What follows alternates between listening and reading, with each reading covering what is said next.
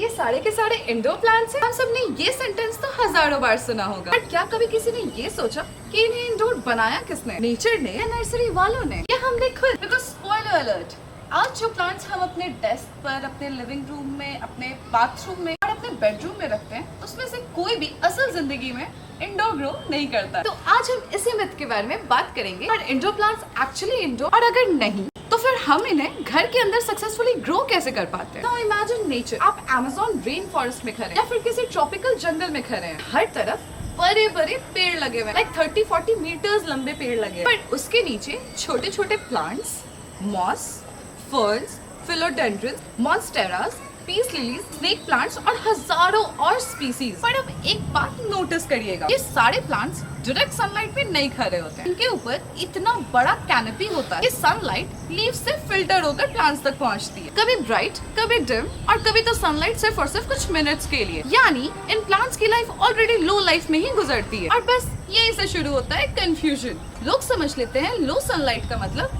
No light, and trust me, ये दोनों चीजें बिल्कुल अलग होती हैं। अब हमारे घर की लाइटिंग में क्या होता है? Tube lights, LED bulbs. पर एक बात है, कितनी भी चाहे तगड़ी लाइट क्यों ना हो जाए, वो सनलाइट से कंपेयर तो नहीं कर सकती है, राइट? अब अगर आप अपने कमरे में बैठकर लो लाइट में किताबें पढ़ सकते हो, इसका मतलब ये नहीं है कि वो लाइट इनफ है हमारे पौधों के लिए, क्योंकि प्लांट्स फोटोसिंथेसिस करते हैं, और फोटोसिंथेसिस के लिए, and by the way photosynthesis का मतलब है खाना बनाते हैं, एंड फोटोसिंथेसिस के लिए उन्हें अच्छी लाइट चाहिए। अब हमारे घर के एलईडी बल्ब्स उन्हें जिंदा तो रख सकते हैं, पर हेल्दी रख पाना थोड़ी अलग बात होती है। तो सवाल ये है, अगर इंडोर प्लांट्स एक्चुअली में इंडोर प्लांट्स होते नहीं है, तो हमारे घर में ये सालों साल सरवाइव कैसे कर जाते हैं? Simple answer, they are survivors. जंगल में इन्होंने इवॉल्व किया, कम लाइट में जीना सीखा, इसलिए जब हम इन्हें घर लेकर आते हैं ना, तब ये एडजस्ट करने की पूरी कोशिश करते हैं। बट एडजस्ट करना एंड थ्राइव करना, ये दोनों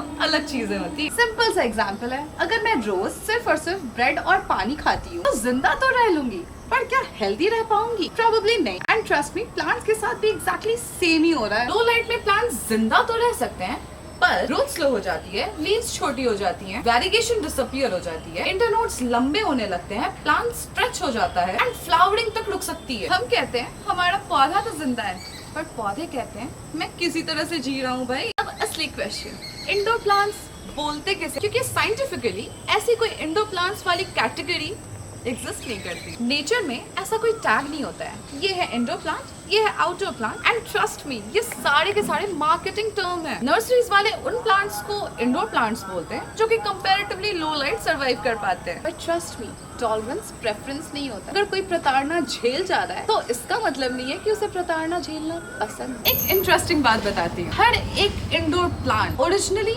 बाहर ही ग्रो करता है। Snake plant Africa, monstera central America, peace lily tropical rain forest, pothos Solomon islands, और रबर प्लांट्स एशिया के ट्रॉपिकल फॉरेस्ट में उगते हैं। मतलब सबका असली होम एड्रेस आउटडोर ही है। अब आप सोचेंगे कि अगर इंडोर प्लांट्स एक्चुअली में आउटडोर प्लांट्स हैं, तो हम क्या करें, इन्हें बचाएं कैसे? सबसे पहले लाइट विंडो के पास रख दो, ब्राइट इनडायरेक्ट लाइट में रख दो, पार्शियल शेड वाली एरिया में रख दो।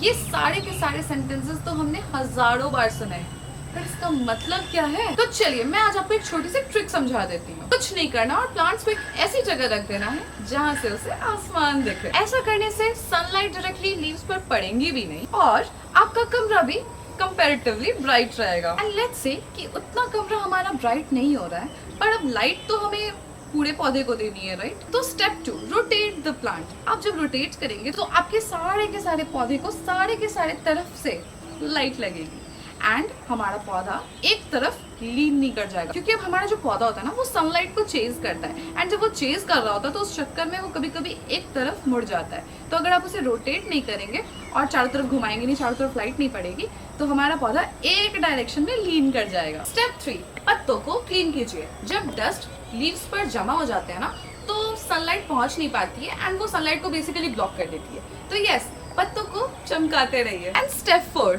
कभी कभी आउटडोर वेकेशन पे भी ले जाइए।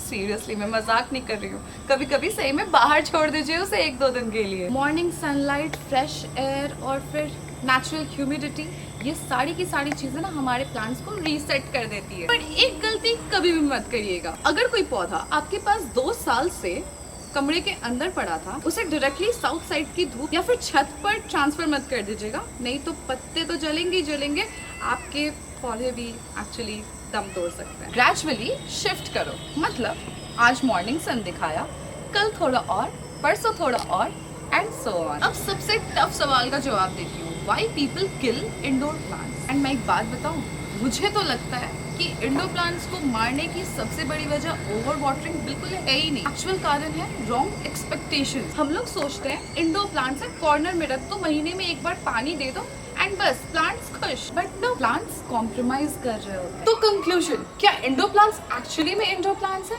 आंसर नहीं, ये जंगल के प्लांट्स हैं जो कि नेचुरली फिल्टर्ड सनलाइट में ग्रो करते हैं एंड इसकी वजह से ये कंपैरेटिवली लो लाइट एनवायरनमेंट जो कि हमारे घर के अंदर, कमरे के अंदर, लिविंग रूम में होते हैं, उन्हें वो सरवाइव कर पाते हैं। लेकिन इंडोर प्लांट का मतलब लो लाइट प्लांट बिल्कुल नहीं होता है। जितनी बेटर लाइट उतनी बेटर ग्रोथ, उतने बड़े पत्ते और उतना ही हेल्दी प्लांट। बस अगली बार अगर कोई बोले कि ये इंडोर प्लांट है तो याद रखना, इंडोर होना उसकी आइडेंटिटी नहीं है, उसकी वो सहने की शक्ति है। वैसे कमेंट्स में जरूर बताइएगा कि आपके घर का सबसे ड्रामेटिक इंडोर प्लांट कौन सा है। एंड अगर आपको ये वीडियो पसंद आई हो तो सब्सक्राइब करना मत भूलिएगा। आज मैंने आई थिंक बहुत ज्यादा बकबक कर दी है, तो मैं आपसे विदा लेती हूँ।